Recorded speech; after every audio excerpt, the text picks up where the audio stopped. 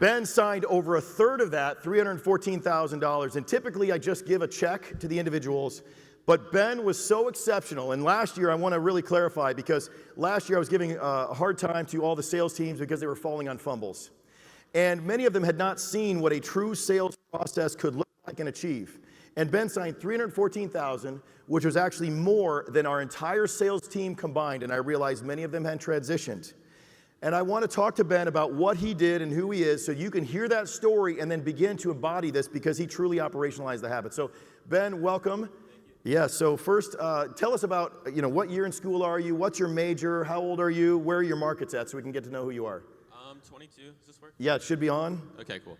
I'm 22. I'm a senior, so I'll graduate in May. I'm a double major doing marketing and human resources, so that came in handy this summer, especially with the quick hiring we had to do with some of these.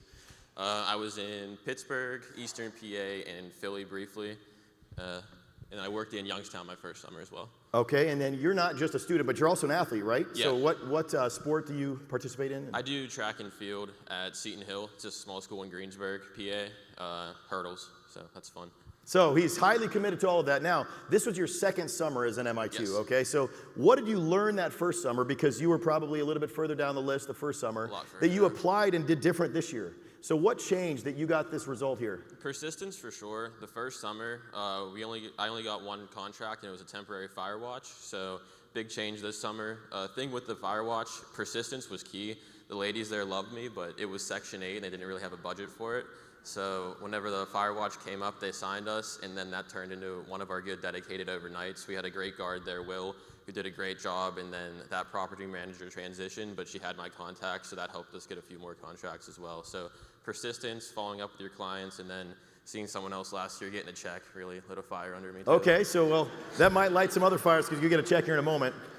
But ultimately, that's the other thing I heard about your story, is you did some pre-call plan, right? Yeah. You really decided, you know what, there's a list that's here, but I'm going to look into those before the day starts and start doing that. So what was some of the pre-call plan? Because one of your biggest contracts wasn't even on the list, right? Yeah, so pre-call planning was big, especially with the new leads we got last year. I was going to some people's houses and a lot of different stuff, so looking at the leads to really maximize your time really made a difference in the day, so you know where you're going. And if you just have 20 leads set up, you might blow through that by noon if they're bad leads. So having more leads to go through and transition throughout your day really helps. And one of your biggest contracts was a construction site or something under construction that wasn't even there, right? Was there an apartment complex that was sizable? Yeah, it was an apartment complex. It was right across the street from one of our longer term clients. It was 12, 24/7 guards. That was huge. And just hiring that as quickly as we needed to, Greg and Caitlin really helped with that. It wouldn't be possible if they weren't hiring guards and doing 10 interviews a day. And then I know you were involved in a school presentation as well. So you didn't just do the apartment complexes. So how were you able to go into other verticals, and how, I mean, obviously you're 22 years old and a college student, how did you present yourself there? What were the consistent things between the regular sales process and then going in front of a school as an intern? So confidence in research was big. So Pittsburgh never had a school. We've done school proposals, but we never got them. So I reached out to Jonah, who's no longer with the company, and kind of talked to him how he does his bigger proposals. I reached out to Paul Kennedy, Jim Pio, and Ward Rollins, just kind of see what they do for their schools, because we haven't had a school, and I didn't want to go in a school board meeting letting them know that. And then I also reached out to the resource officer from my high school and kind of went over, like, what does a school guard do? So in a school board meeting, we actually looked like we knew what we were doing, even though we've never been to one before. That's awesome. So congratulations. So Ben, this program's designed, and at the gate, the minimum you can earn as an MI2 is $11,000. So I'm going to be presenting you 2 checks. Come on up, Everett. Everett's bringing them up. He wanted to bring up the checks, so give Everett a hand. So Ben, before I give you these checks, how much do you believe you're going to earn in 2023 from the MI2 program?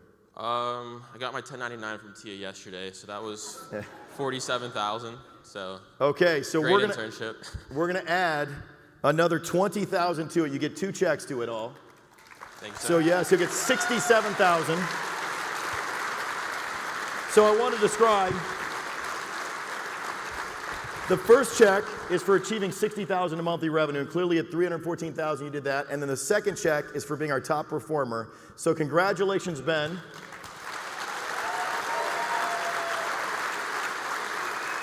Congratulations, well done. Congratulations.